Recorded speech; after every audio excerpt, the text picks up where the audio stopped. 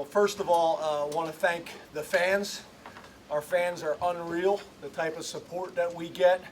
I would probably describe those weather conditions as less than ideal, and our fans were unbelievable, right there to the end. I've never been a part of anything like it, and our guys feed off of them, so very appreciative of that. Obviously, our defense played well. That was a challenging weather situation for both offenses. I thought our defense played really well, only holding them only giving up, I think it was 87 yards and 5 first downs for the game. So that was significant. I thought taking the ball early and having to win helped. The win was a factor all day long, and then in the third quarter, taking the wind right away and not worrying about the student section in the fourth quarter, but going right with the wind. I thought that was a factor in the game. Tyler Davis has been money for us all year long.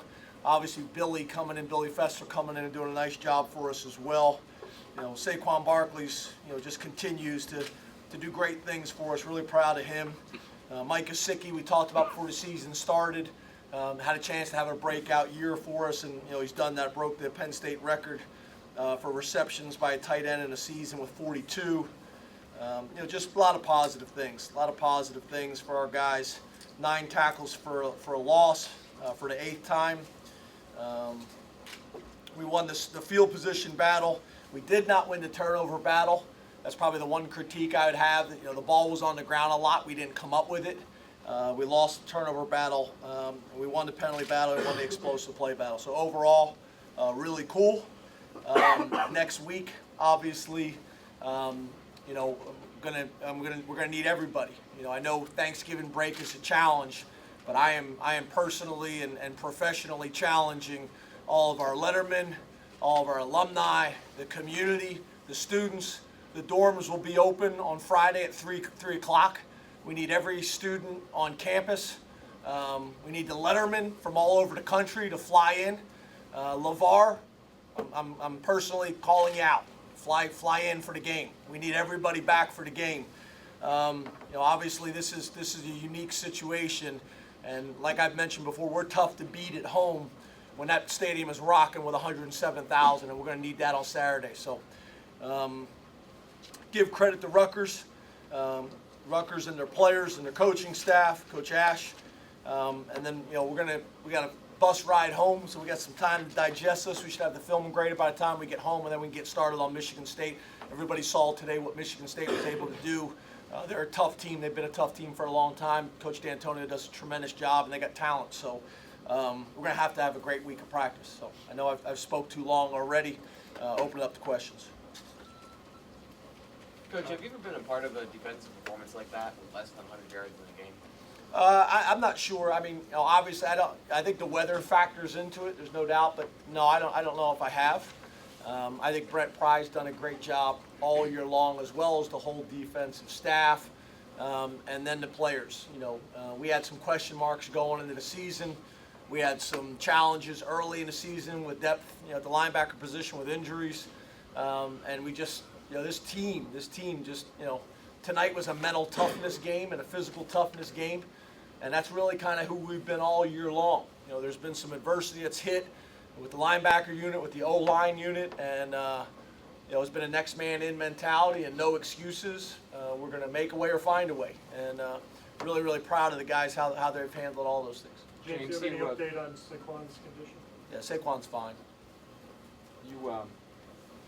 This is obviously, guys, everyone's beat up the 12th week of the season. How did you feel at 9-0? Sometimes games like this just magically get away. Did you still feel pretty good about it? I felt good. I mean, I don't want to say this. You guys heard me say this before. I don't really want to go in the locker room and say we're a second half team, but in times like this, it's nice to go in and say we're a second half team. And the guys responded well. Again, I think the weather was factored in for both teams. That obviously opening possession fumble wasn't ideal, but we've had a number of situations this year where I guess some teams or some coaching staffs could panic we've just been in this situation so many times that, the players believe in each other, they believe in the coaches believe in the guys, and we're going to battle for 4 quarters, and this is a crazy game. I think we've all seen this across the country the last couple weeks. It's not always going to be pretty, and you're going to have to play for 4 quarters. And Big Ten is a difficult conference. You could make the argument maybe the best conference in college football right now. So, we don't ever expect it to be easy. We expect to go in and fight for 4 quarters and see what happens. James, you guys were bringing pressure all night on their special teams. Do you remember the moment with Juwan when he comes up with that play? What it did there? It seemed like it kind of jump-started you guys at that point. So what do you ask me? Juwan, when he blocked the punt. Do you remember that moment? Do you feel like that was kind of the catalyst that opened this thing up a little bit? Yeah, I don't know about that. I mean, I think obviously whenever you block a punt in a game, you look at the statistics. If you get a punt blocked against you, or you block a punt, that is a way of really swinging a game. So I think obviously it factored in. I love seeing all these young players stepping up and making plays on special teams. It's been huge for us. Cam Brown, Aaron Monroe, and then obviously Aaron Monroe, I mentioned, Cam Brown, and now obviously Juwan Johnson too, doing some things. So it's been great. Obviously those guys got tremendous length and athleticism, and they just kind of find a way to kind of set up a block and make a guy miss and use their length. So obviously it had a factor in the game today. But more than anything, I'm just happy to see these young players stepping up and making big plays that the team can use to gain confidence from and some momentum. James, can you describe the focus of your team going into this game and during it tonight in these conditions? Yeah, I thought tonight was excellent. Again, not ideal situations, and I thought our guys handled it really, really well. The fans were ridiculous, and then I thought going into the game, I thought I wasn't pleased with Wednesday, and that's based on really high standards. I didn't think Wednesday was as good as we've been the last 4 to 5 weeks. But I thought our Thursday was probably better than it had been the previous 4 to 5 weeks. So, this week I talked about it in the locker room. We got to make sure that Sunday through Friday we've had our best preparation that we've ever had. Obviously we got to have plans for Thanksgiving. I'm hoping to have a bunch of guys at my house, or position coaches or local players.